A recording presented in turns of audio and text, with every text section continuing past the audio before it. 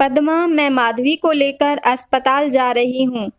अस्पताल में जब माधवी को बच्चा हो जाएगा तब मैं तेरे पास फ़ोन कर दूँगी। यदि माधवी के बेटा हुआ तो तुम थाली बजा देना और यदि बेटी हो तो कुछ मत करना, अंजना ने अपनी बेटी से कहा। यह सुनकर उसकी बहू माधवी बोली, मम्मी जी ऐसा क्यों? बेटे के जन्म पर थाली और बिटिया के जन्म पर घर में कुछ भी नहीं, क्यों? क्या बेटी बिना दर्द के ही पैदा हो जाती है? यह सुनकर उसकी सास बोली, ऐसा कुछ भी नहीं है।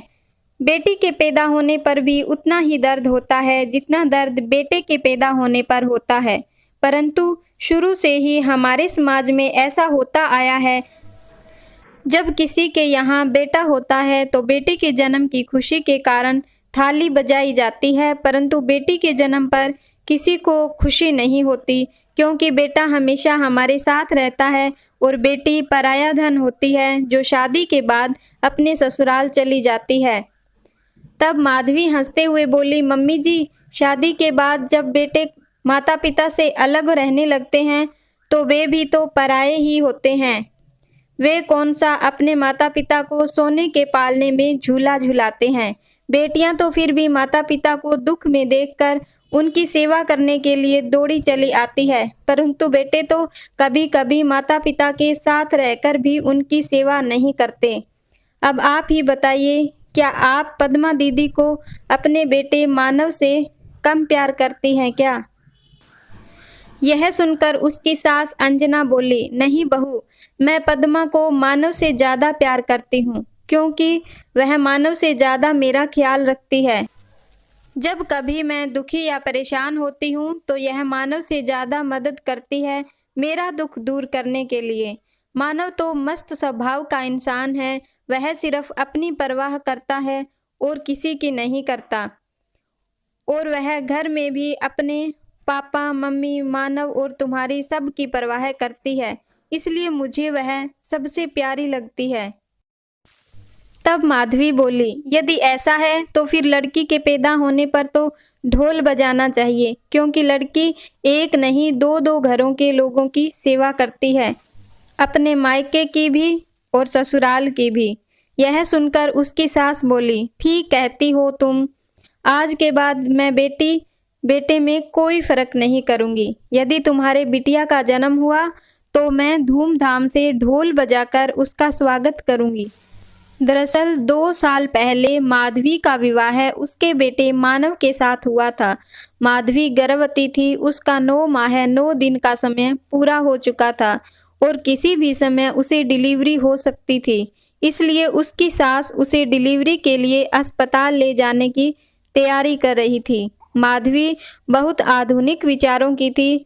जब कभी भी वह समाज में बेटा बेटी के जन्म पर भेदभाव देखती तो उसका मन बहुत आहत होता। लड़के के जन्म पर लोग थालियां बजाते थे और उसे तोहफे में बहुत सारे खिलौने और वस्त्र आदि भेंट करते थे, परंतु लड़की के जन्म पर ना ही कोई थाली बजाता था और ना ही उसके लिए कोई खिलौने या वस्त्र भेंट करता था। यह सोचकर उसने मन ही मन निश्चय कर लिया था कि जब उसके यहाँ बेटी होगी तो वह यह भेदभाव खत्म कर देगी। कुछ समय बाद जब उसके प्रसव पीड़ा शुरू हुई तो उसकी सास ने उसे अस्पताल में दाखिल कर दिया। वहाँ पर उसने बहुत खूबसूरत बेटी को जन्म दिया। तो बेटी को देखकर अस्पताल में नर्स और सफाई कर्मचारी का चेहरा उतर गया, क्योंकि बेटे के होने पर उन्हें बधाई के रूप में दक्षिणा के साथ खाने को लड्डू भी मिलते थे, परंतु बेटी के जन्म पर कोई उन्हें एक पाई भी नहीं देता था। तब सबके चेहरे पर मायूसी देखकर अंजना ने सभी नर्सों और सफाई कर्मचारियों को बधाई के रूप में 100 रुपए और खाने को लड्डू दिए, तो सभी का चेहरा खुशी से खिल उठा था। सबने खुशी खुशी नवजात बेटी को दुआएं और आशीर्वाद दिया और अंजना को बधाई दी बेटा बेटी के जन्म में भेदभाव को खत्म करने के लिए।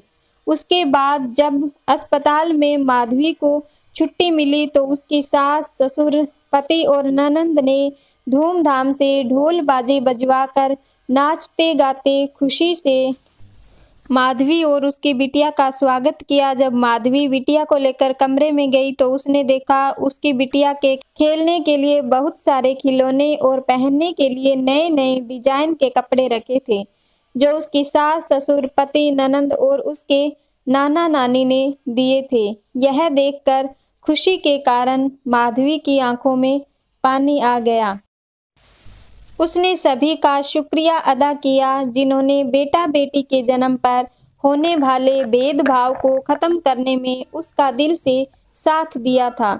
आज भी हमारे समाज में अनेकों जगह पर जब बेटे का जन्म होता है तो थालियां बजाई जाती है, परंतु जब बेटी का जन्म होता है तो घर में मायूसी छा जाती है, क्योंकि लड़के के जन्म के बाद जब उसका कुआं पूजन होता है तो उस समय लोग उसे अनेक प्रकार के उपहार, सोने चांदी के आभूषण, खिलौने और वस्त्र देते हैं, परंतु लड़की के जन्म के बाद ऐसा कुछ भी नहीं होता। ना ही कुआं पूजन होता है और ना ही थाली बजती है। अब बहुत से लोग बेटियों के जन्म पर भी कुआं पूजन करवाने लगे हैं। उन्हें वस्त्र, आभूषण और खिलौने भेंट करके इस भेदभाव को खत्म करने लगे हैं।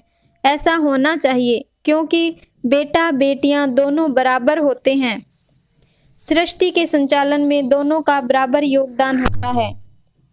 उदाहरण के तौर पर आप राजस्थान की रतन चौहान को ही ले लीजिए। क्या वो किसी बेटे से कम है?